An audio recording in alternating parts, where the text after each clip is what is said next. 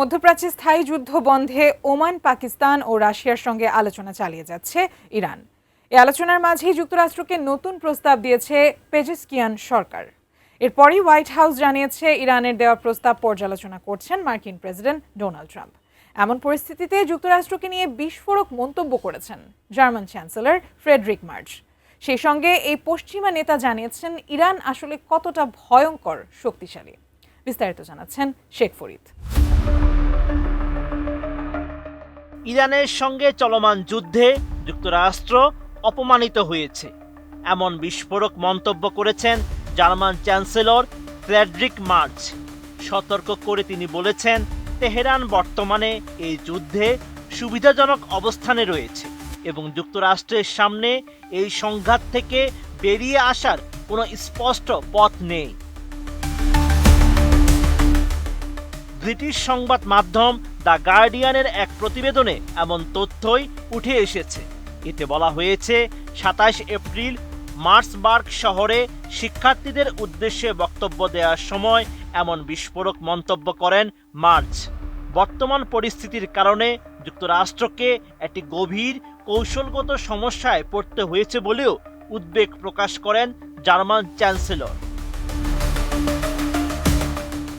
নতুন বাংলাদেশ গড়তে এলো জুলফিকার স্টিল। জুলফিকার স্টিল।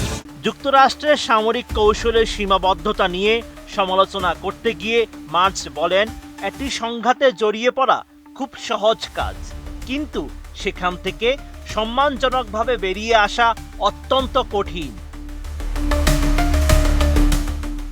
এ সময় যুক্তরাষ্ট্রের কয়েক দশকের সামরিক অভিযানের ব্যর্থতার কথা মনে করিয়ে দেন এই পশ্চিমা নেতা।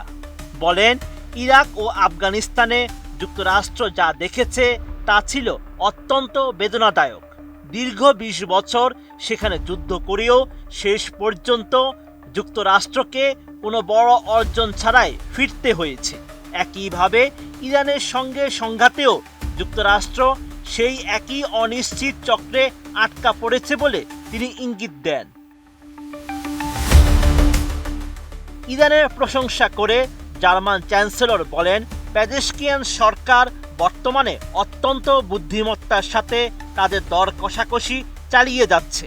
তার মতে, ইরান যতটা দুর্বল হবে বলে চিন্তা করা হয়েছিল, বাস্তবে ইরানিরা তার চেয়ে অনেক বেশি শক্তিশালী এবং দক্ষ হিসাবে আবির্ভূত হয়েছে।